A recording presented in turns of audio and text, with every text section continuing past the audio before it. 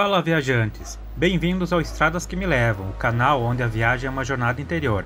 Nossos vídeos são um relato de viagem em formato de fluxo de consciência, uma narração dissertativa e poética que transforma estradas comuns em cenários para uma profunda reflexão sobre cultura, história e natureza, tudo do ponto de vista do motorista. No vídeo de hoje, a rota nos leva de Porto Alegre para Gravataí, no estado do Rio Grande do Sul, em um percurso de 25 km pela estrada BR-290. Prepare-se para ver a estrada de uma forma que você nunca imaginou. Sua opinião é nosso próximo destino. Comente, curta e inscreva-se. São 9 horas da manhã de uma sexta-feira, 20 de dezembro, e o dia já pulsa com a energia inconfundível de uma metrópole em pleno funcionamento. O carro está completamente imerso no fluxo da BR-290, a Freeway, uma entidade de asfalto e concreto que é, em si mesma, a alma e o sistema circulatório de Porto Alegre e de toda a sua região metropolitana. O sol de verão, já despido de qualquer suavidade matinal, lança uma luz forte e clara sobre o mundo, mas sua presença é intermitente. Grandes nuvens brancas, como navios navegando em um oceano de um azul profundo, atravessam o céu, e suas sombras gigantescas deslizam pela paisagem, varrendo os carros, os prédios e o asfalto em um ritmo lento e majestoso. Este jogo de luz e sombra cria uma dinâmica visual constante, uma pulsação que espelha o próprio ritmo da estrada.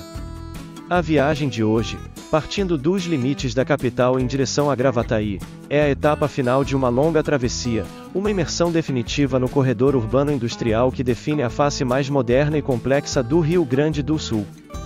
Dirigir na Freeway a esta hora é uma lição de sociologia em movimento. O grande rush das 7 e 8 da manhã já se dissipou, mas o tráfego continua denso, um testemunho do movimento perpétuo que sustenta uma região com milhões de habitantes. Sou uma pequena engrenagem neste mecanismo. Ao meu redor, um universo de histórias se desenrola em silêncio, cada veículo uma cápsula contendo uma vida, um destino. Vejo os executivos em seus sedãs, provavelmente em chamadas de conferência, conectados a um mundo de negócios que transcende a geografia. Vejo os veículos utilitários dos prestadores de serviço, eletricistas, encanadores, técnicos, os verdadeiros responsáveis por manter a infraestrutura da cidade funcionando. Vejo os ônibus metropolitanos, com seus passageiros que enfrentam longas jornadas diárias, seus rostos uma mistura de cansaço e resiliência.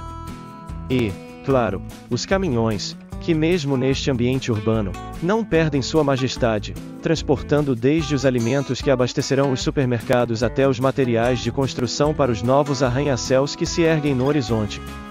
A Freeway é mais do que uma estrada, é um monumento. Penso em sua concepção, nos anos 70, durante o milagre econômico brasileiro, uma era de projetos faraônicos e de uma fé inabalável no progresso impulsionado pelo concreto e pelo automóvel. Ela foi a resposta a uma necessidade, o estrangulamento da antiga BR-116, mas foi também uma declaração de intenções, um símbolo de que Porto Alegre estava se tornando uma metrópole moderna, conectada, veloz. Seu nome, Freeway, um anglicismo ousado para a época, carregava essa promessa de um fluxo livre, de uma modernidade de primeiro mundo. Hoje, a realidade é mais complexa, e a palavra livre muitas vezes soa como uma ironia em meio aos congestionamentos, mas o seu status como a espinha dorsal da mobilidade metropolitana permanece inalterado. A engenharia por trás dela é uma proeza, especialmente a forma como ela atravessa o ecossistema sensível do Delta do Jacuí. A visão da antiga ponte do Guaíba, que corre paralela ao meu trajeto por um trecho, é um ícone. Sua estrutura de treliça de metal, e especialmente seu vão móvel, que se ergue verticalmente como uma guilhotina lenta para permitir a passagem dos navios que vão para o porto, é uma das imagens mais clássicas de Porto Alegre. É um símbolo de uma era industrial, mecânica, uma obra que, com suas falhas e sua lentidão, adquiriu uma personalidade, um charme que as pontes modernas, eficientes e anônimas, jamais terão. O contraste entre ela e a nova ponte estaiada, mais ao longe, é um diálogo entre o passado e o presente da engenharia e da própria cidade. A paisagem que se descortina da janela é a antítese da natureza bucólica. É um corredor contínuo de produção e consumo. A zona norte de Porto Alegre e o município vizinho de Cachoeirinha se fundem em uma única mancha urbana industrial. Grandes centros comerciais, como o DC Navegantes, que vejo à minha direita, são os templos do consumo. As concessionárias de automóveis exibem seus produtos reluzentes sob o sol. E as indústrias, com suas chaminés e seus galpões, mostram a força produtiva da região. No entanto, mesmo aqui, a natureza luta por seu espaço. A minha busca por flora e fauna se torna um exercício de encontrar vida nas frestas. E a maior fresta de todas é o próprio delta do Jacuí, que a freeway atravessa sem cerimônia. Nos canais de água que correm ao lado da estrada, a vida explode. A luz do sol, quando escapa das nuvens, ilumina a plumagem branca das garças, que se tornam pontos de uma brancura ofuscante contra o verde escuro da vegetação aquática. Vejo biguás, ou corvos marinhos, secando suas asas em um poste, e quero-queros, os mais adaptáveis de todos os pássaros, que fizeram dos gramados entre as pistas de acesso seu território. A flora é a das plantas resilientes, os aguapés que cobrem a superfície da água, os juncos que firmam as margens, e as árvores de pequeno porte que conseguem sobreviver em um solo encharcado e em um ambiente poluído. É uma ecologia urbana, uma natureza que aprendeu a conviver com o barulho, com a poluição e com a presença constante do homem. É uma beleza que não vem da pureza, mas da teimosia da vida. Avanço, e as placas começam a anunciar Gravataí. A transição é sutil, pois as cidades nesta região estão tão conurbadas que é impossível saber onde uma termina e a outra começa sem a ajuda da sinalização. E é aqui que a paisagem industrial atinge seu ápice. Estou me aproximando do complexo industrial automotivo da General Motors, o coração econômico de Gravataí e um dos maiores e mais modernos parques industriais da América Latina. A escala do complexo, que se vislumbra da rodovia, é de tirar o fôlego. São hectares e hectares de prédios, pátios e esteiras, uma cidade dedicada exclusivamente à fabricação de automóveis. A chegada da GM a Gravataí, no final dos anos 90, foi um evento que redefiniu completamente o município.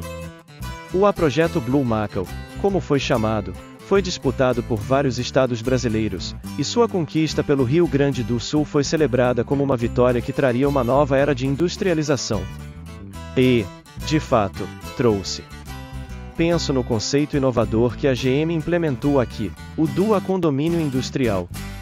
Os principais fornecedores de peças e componentes, os assistemistas, foram convidados a construir suas próprias fábricas dentro do complexo da montadora. Isso permite uma logística de produção adjust in time de uma eficiência extraordinária. As peças, bancos, painéis, sistemas de exaustão, pneus, chegam à linha de montagem no momento exato em que são necessárias, eliminando a necessidade de grandes estoques e otimizando todo o processo. É a materialização da filosofia de produção enxuta, um balé industrial de uma complexidade e precisão admiráveis. Da minha posição na estrada, não vejo os robôs que soldam as carrocerias com precisão milimétrica, nem as linhas de montagem onde milhares de trabalhadores dão vida aos veículos. Mas eu sinto a sua presença. Sinto-a no fluxo interminável de caminhões cegonha que saem do complexo, carregando os carros recém-fabricados para as concessionárias de todo o Brasil. Sinto-a na prosperidade visível da região, nos novos bairros, no comércio vibrante que cresceu para atender a demanda da massa de trabalhadores. A GM não construiu apenas uma fábrica, ela construiu um novo ecossistema socioeconômico. Mas a identidade de Gravataí é um palimpsesto, um manuscrito onde as histórias novas são escritas sobre as antigas, sem apagá-las por completo. Por baixo da identidade moderna de Motor City do Sul, existe uma história muito mais antiga. Gravataí é um dos 4 povos antigos do estado, uma das primeiras povoações fundadas no século XVIII para assentar colonos açorianos e para servir como um ponto de apoio na rota dos tropeiros. Seu nome, que vem da língua tupi-guarani e significa Rio dos Gravatais, é um elo direto com o passado indígena e com a paisagem original. É uma ironia profunda que um lugar com um nome tão orgânico e natural tenha se tornado um dos maiores símbolos da indústria pesada. Este paradoxo é a essência de Gravataí, uma cidade que vive a velocidade do século XXI, mas cujas raízes estão fincadas na lentidão dos séculos passados. A minha viagem por este trecho da freeway chega ao fim ao alcançar os grandes viadutos que dão acesso ao centro de Gravataí e que conectam a BR-290 a outras importantes rodovias, como a RS-118. O objetivo foi cumprido. Amanhã, que começou com a energia do tráfego da capital, agora se aprofunda em uma região de intensa atividade industrial. A jornada foi uma imersão na realidade mais dinâmica e complexa do Rio Grande do Sul contemporâneo. O sol, brilhando entre as nuvens, iluminou um cenário de contrastes, o selvagem e o construído, o antigo e o novo, a natureza e a máquina. O carro agora se prepara para sair da freeway, mas a imagem deste corredor pulsante, que é ao mesmo tempo uma cicatriz e uma artéria na paisagem, permanecerá como o retrato mais fiel da força, dos desafios e das contradições da vida na grande metrópole. Piada sobre o trajeto. O que o trânsito da Freeway disse para um carro novo que acabou de sair da fábrica em Gravataí? Parabéns! Você nem nasceu direito e já está no seu primeiro engarrafamento.